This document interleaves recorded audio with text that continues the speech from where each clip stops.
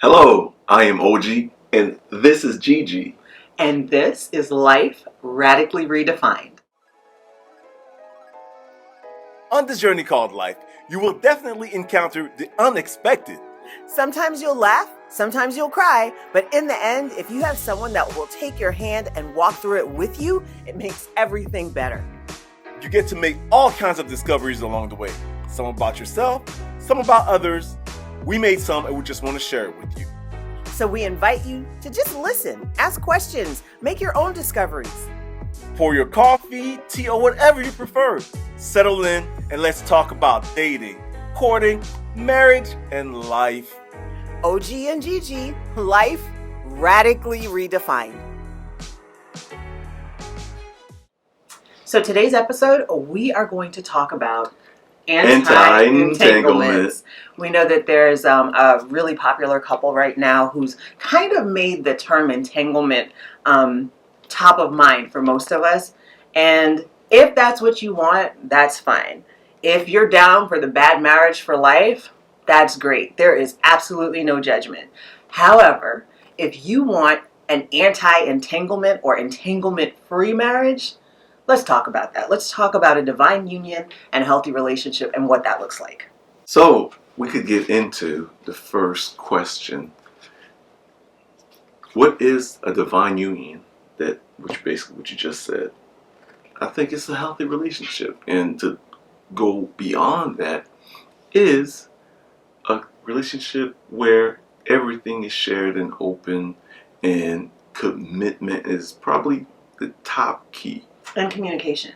Like if we're not talking to one another, if we're talking at one another, it's never going to work. We have to be sure to really have those deep conversations and not be afraid of hurt feelings.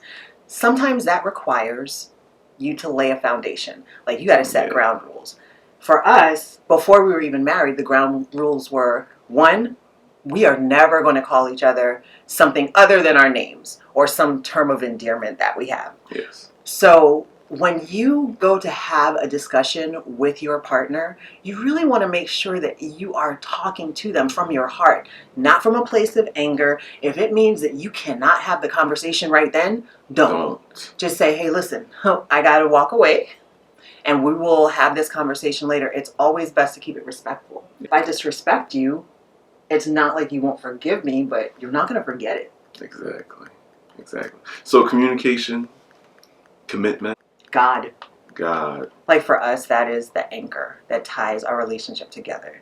There is no way that we could do this thing without God being part of it. Exactly. And not even just being part of it. Like, God is at the top, then my husband, then me. Like, we form this bond, but it's because we're both tied to the anchor, which is God.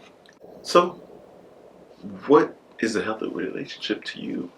Well, I think I just said. I think, first of all, there has to be like communication, like we talked about. I think there has to be respect. Yes. There has to be trust. Yes. You know, I've never felt the need to grab your phone and go through your messages because I trust you. Yeah. You know what I mean? If you are in a situation where you've got to look through text messages, there's actually, I don't know if I showed you, did I show you the girl on TikTok? Her whole channel is like FBI investigations on your significant other. She'll tell you how, and I don't know what her username is, guys, but she exists. If you want to go find her, she will tell you how to like break into your significant other's phone. She will tell you how to get into like the iCloud and bypass the phone. Let's not even get into that because this is not what we're here for. The anti-entanglement, all right, guys. Fine. All but right. It's so fascinating. It is, right? But this is not what we are talking about. This is not what we're about. So you tell me, you asked me what I thought a healthy relationship was. I'm sorry I went off on a tangent. Yeah. Tell me. I really think that setting boundaries to what you feel, of course, after communicating with the Almighty, that what you want in a relationship. You know, I think that's first and foremost. It's your guide. Mm-hmm. You're right. That is the guide. If you don't have a compass Like, even if you're in a car or you're taking a trip or you're on a boat, if there's no compass that is guiding you, then how do you know where you're going? How do you know what you want that relationship to be? I think the other thing too is when we talk about healthy relationships, a lot of us go to our unhealthy friends and ask them for advice. And sometimes that's not the best thing to do. So, in order for you to remain healthy and for your relationship to remain healthy, you really have to think about who you're getting advice from, who and what that advice is going to look like walked out. Exactly. And I'll say we from the beginning started to communicate. And I know this was one thing you were telling me. I was a little too brutally honest. However, that's how we started our foundation, with honesty, so that there is no second guessing from the beginning. Right. And what was that saying? You said, honesty without sensitivity is brutality. brutality. So I had to chill on The brutal honesty, but just be honest. I mean, seriously, you have to take into consideration your partner's feelings. You may be coming from a place of love and you feel like, okay, well, I'm coming from a place of love and I have to say this thing. But you got to temper how you say that, because if someone is in their feelings and they take what you said in a way that you didn't mean it, you would be doing more damage than good. So again, you want to relay it with love. And of course, you have to know who you're with. Right. So how do you vet your partner? Right? And when we talk about, a lot of the stuff that we talked about healthy relationships, though they're boundaries that we set, but how did we decide that we were even going to consider each other for partnership, for relationship? I would say it's because we started asking the hard questions, those deep-seated questions first. Right. Not necessarily what's your credit score, but are you behind on bills? Though, that is a legitimate thing, because eventually, when you're in, you've gone from dating to courting, because courting means that you're working towards being married. You do want to have serious deep dives into your financial situation. Oh, you owe $200,000 in student loans. That's something that you probably want to know from someone that you're intending to marry. But during dating, you have to be comfortable with naming the thing. If you're not comfortable with XYZ, you have to be able to say that to your partner. Exactly. Right? And also vetting, you also have to vet yourself. That part. Because if you don't know yourself, you wouldn't be able to tell someone what you do, what would you not stand for. Right. That's so true. I remember with us, I was very guarded. Right. And I remember this one evening, JC said to me, oh, we can laugh at it now, but it was not funny. He was like, you are emotionless. And immediately I started crying, because I am not emotionless. I just had this barrier up that I guess I knew it was there, but I didn't realize that it came off, especially to someone that I really cared about, that I had no emotion. I had no tie. You have to understand, we were dating for a while at that time. It's not just our first date. Yeah. We got a chance to know one another and started actually vetting one another at that time as well. Right. And but if we had to do it all over now, I would still choose you 100 times over. However, I would also have presented myself better in a relationship, and not better aesthetically. I would have been more emotionally able and emotionally available and emotionally capable of being in a relationship. I think that's so important. I think if you have to ask yourself that question and be honest, do I still have stuff that I am carrying into this relationship? Do I have things that I'm still dealing with from my parents? Like, those are the hard questions that you have to ask yourself. So, when you talk about vetting a partner, like you said, you do have to vet yourself first, because maybe you're just not ready. And what exactly is being ready? I think more than anything, you should have dealt with at least some of the major issues, the major hurts that you've had in prior relationships. You have to remember that the person that you're encountering now, he or she may have characteristics that remind you of someone else, but they're not that person. Their experience is not the same as that other person's experience, and their intention with you may not be the same either. Exactly. We're going to just take a couple minutes for a commercial break. Yes. And we'll see you back here shortly.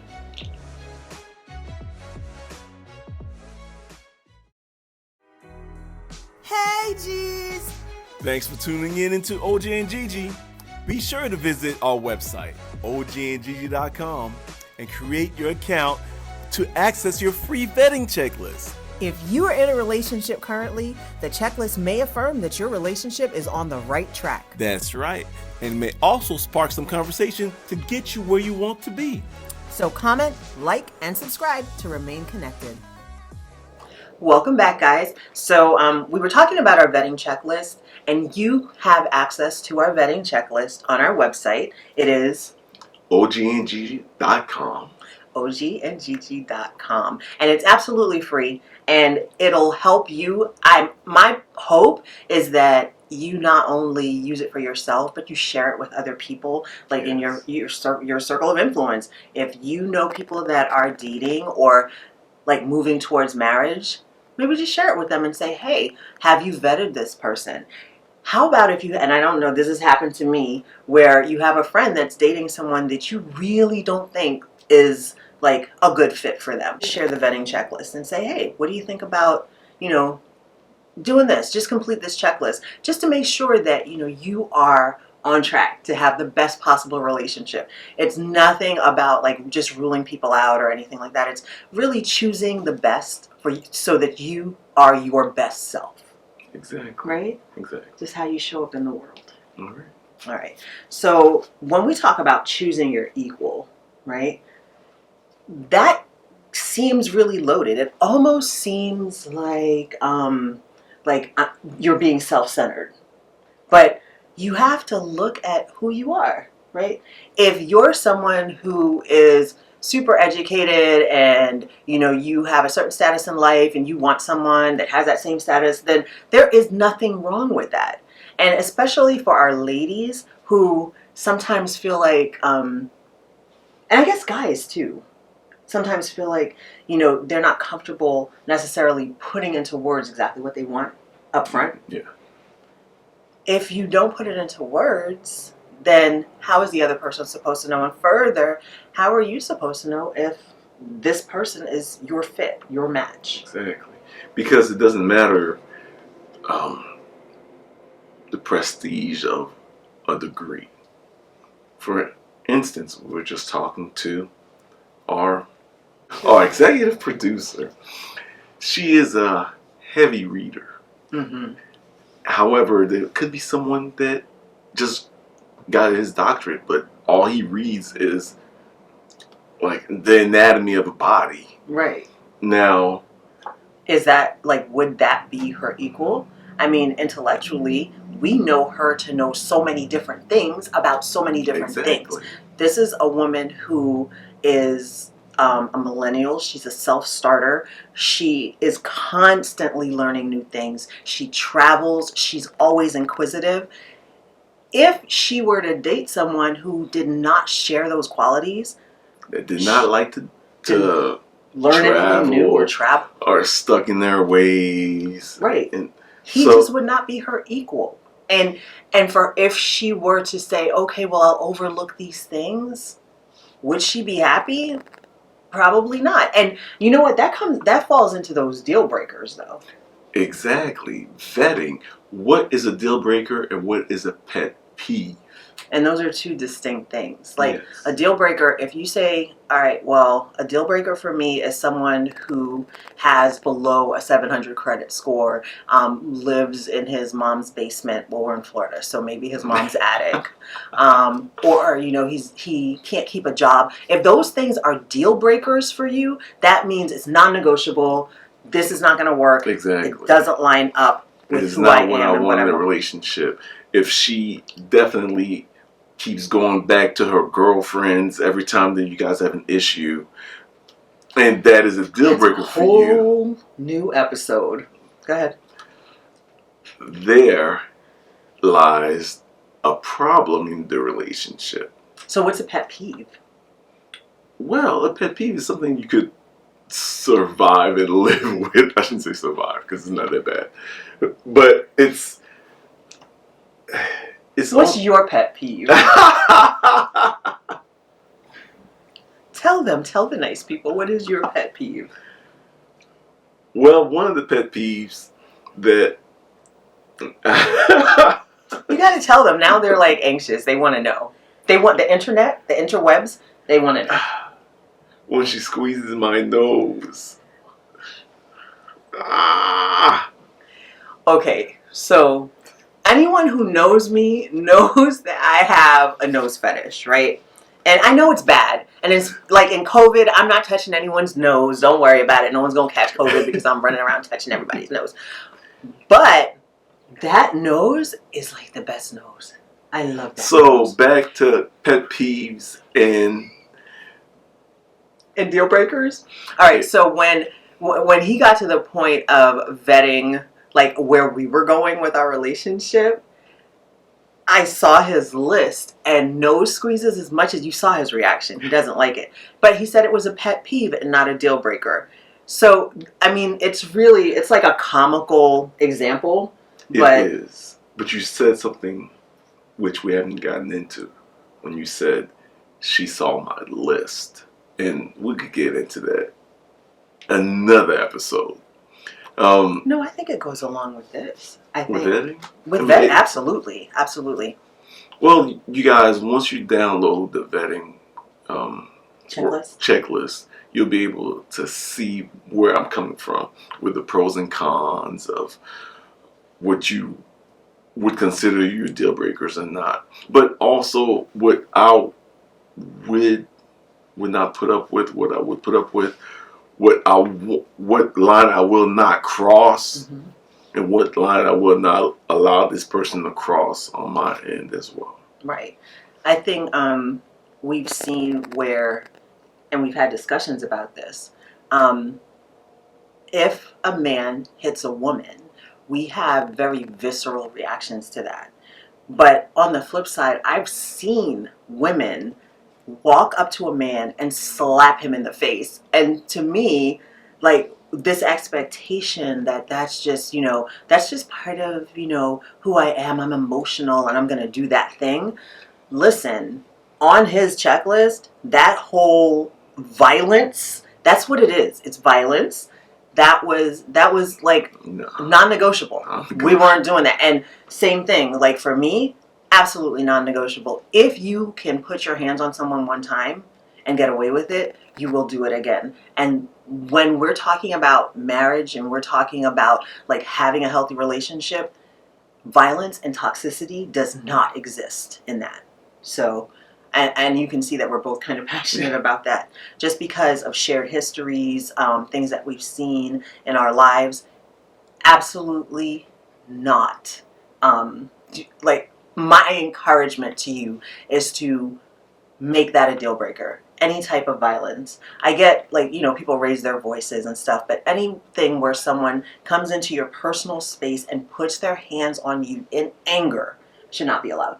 Yeah, definitely. Right? So when you're choosing your equal, make sure that those are the things that you look at. And then, like, there's the emotional and spiritual compatibility parts of this, right? Which has nothing to do with finance. Right. Basically. It doesn't. It has nothing to do with finance. It has to do with like your emotional capacity. What are you able to handle and live with? And but real quick, I'm sorry, I don't mean to cut you off. But For instance, there's a couple that we know. Mm-hmm. The wife is a corporate leader. She's a COO in the company. Her husband works for our local Publix. And when they're at home, he's the one that makes the decision, regardless, even if she's the one that makes the money. However, they are spiritually compatible. Absolutely. And ladies, I know a lot of you just heard that and you're like, wait, she's COO and he's Publix bakery man? Yeah. And they were very clear in how their household runs. So that was something that was on their checklist, that they understood that even though the financial roles may have been reversed, or not even, I mean, nowadays women make money. It just is what it is. But are you comfortable, ladies, with making more money and then turning the reins over to your husband, who doesn't make as much money, but to let him run the house and make the decision? But that goes back to where we started. Mm-hmm. The man and the woman has to be guided by God. Right. So you have to know, like, what rudder your what is guiding your relationship. Exactly. Guys, listen, we have covered a ton in this episode, and we are so before glad. we even close, we've got more. There was one last thing, guys. One last thing.